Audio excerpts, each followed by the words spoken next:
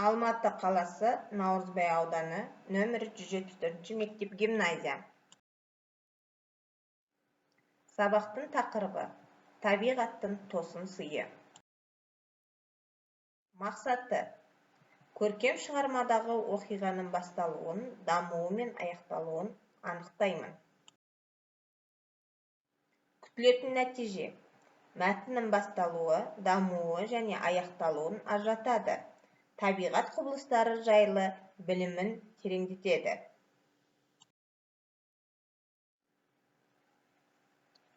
Балалар,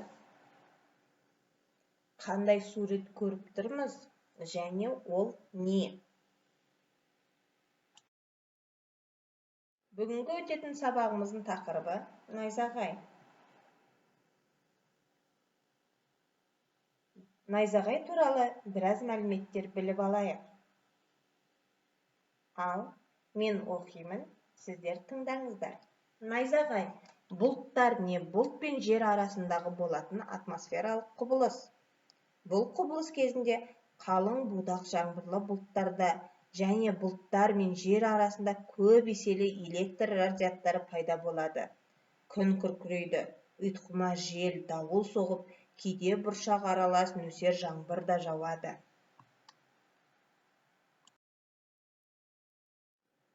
Балалар, біз найзағай өте қауіпті екенін білеміз. Ал енді найзағайдың қаупінен қорғану үшін не істеу керек? Соны да біліп алайық. Найзағайдың түсу қаупінен қорғану үшін табиғатқа шығу алдында ауа райы болжамын тыңдау қажет. Егер күн бұзылады деп болжаса, басқа күні шыққаныңыз дұрыс болады. Найзағай жарқылынан кейін қатты дауыл болса, найзағай өте қауіпті. Егер сіз ауылдық жерде болсаңыз, терезені, есікті, құбырларды жабыңыз. Пеш жақпаңыз, себебі пеш трубасынан шығатын жоғарғы температуралы газда қарсыла алмаушылық болады. Телефонмен сөйлеспеңіздер.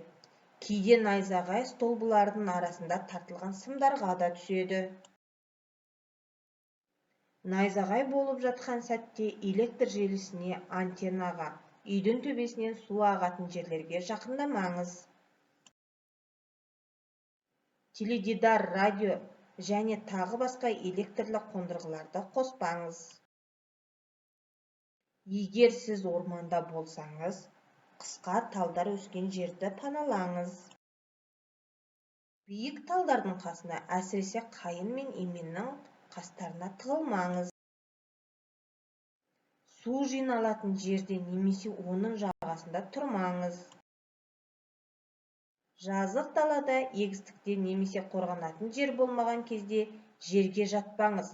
Қазылған жердің шетінде аяғыңызды қолыңызбен ұстап отырыңыз. Егер найзағай дауылы сіз спортпен айналысу барысында болса, дереу тоқтатыңыз. Металдан жасалған заттарды мотоцикл, велосипед, мұз ойғыш және тағы басқа шетке қойыңыз және 20-30 метр алыс тұрыңыз. Егер найзағай сіз көліктің ішінде отырған кезде болса, машинадан түспей, терезені жауып, радио қабылдағыштың антеннасын төмен түсіріңіз. Жоғарыда айтылған мәліметтің бәрі Уикипедия ашық энциклопедиясынан алынған. Әдебиеттік оқу 2-ші сыныпқа арналған оқулығының 88-89 бетіндегі Дәулет Қасеновтың «Найзағай» деген мәтінін іштей түсініп оқимыз. Балалар, бейнебаянды үзіліске қойып, мәтінді оқимыз.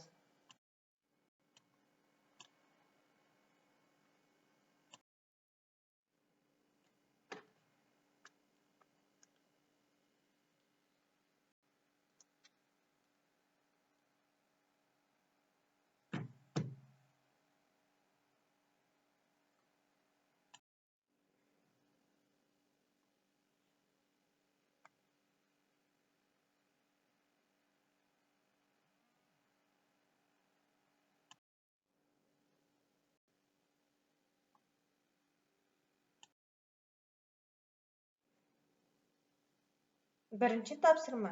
Кестені толтыр. Балалар, алдымызда тұрған кестеге қараймыз және осы бойынша кестені толтырамыз.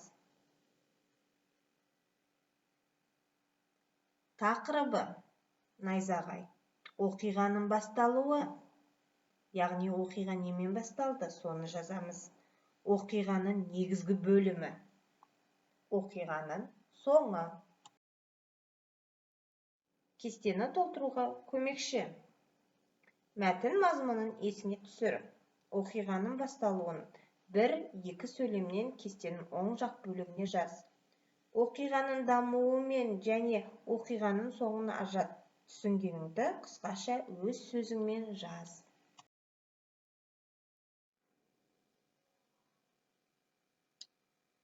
Осымен сабақ аяқталды.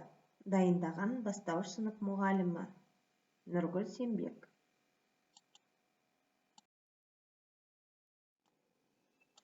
Сау болыңдар балалар. Келесі сабақта кездескенше.